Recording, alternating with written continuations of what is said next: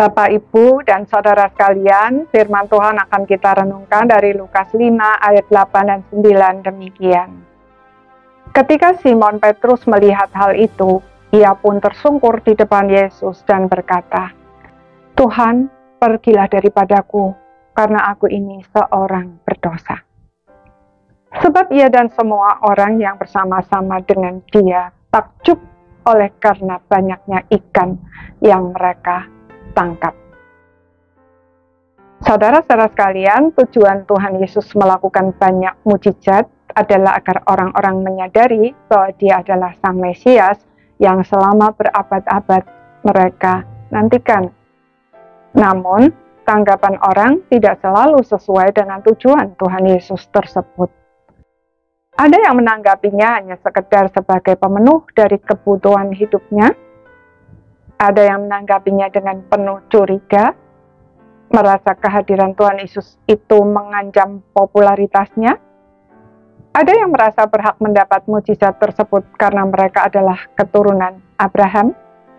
Ada yang ingin menahan Tuhan Yesus bagi diri mereka sendiri, supaya jangan pergi ke tempat lain, dan lain sebagainya. Berbeda dengan kebanyakan orang, Simon Petrus justru tersungkur di depan Tuhan Yesus dan berkata, "Tuhan, pergilah daripadaku, karena aku ini seorang berdosa."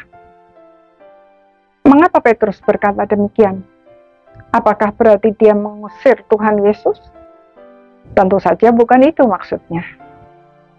Kata-kata Petrus tersebut merupakan ekspresi dari perasaan gentar yang berasal dari kesadaran diri yang mendalam tentang siapa dirinya. Orang berdosa yang tidak layak menerima mujizat sebesar itu. Dia juga mulai sadar siapa Tuhan Yesus itu, walaupun masih jauh dari pemahaman yang benar. Saudara, kesadaran diri seperti itu hanya bisa terjadi sebagai dampak dari pengalaman perjumpaan pribadi dengan Tuhan, di mana benih iman mulai ditaburkan di dalam hati kita.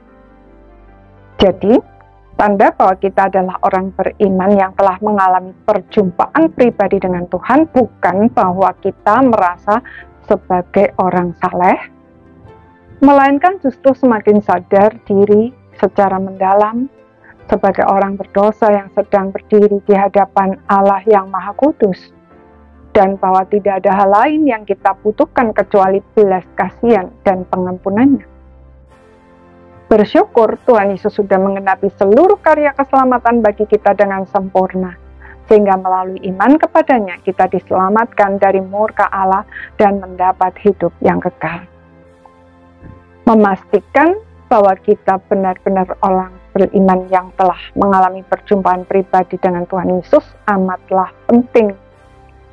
Maka, jika ada keraguan dalam hati kita, mari kita minta Roh Kudus menyingkapkan kebenarannya mengenai hati kita dan ikuti arahannya. Jika Dia menyatakan dosa, mari kita akui dan bertobat.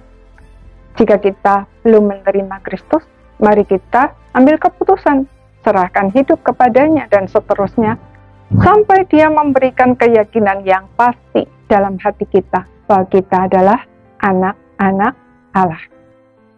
Roma 8 ayat 15-16 berkata, "Sebab kamu tidak menerima roh perbudakan yang membuat kamu menjadi takut lagi, tetapi kamu telah menerima roh yang menjadikan kamu anak Allah.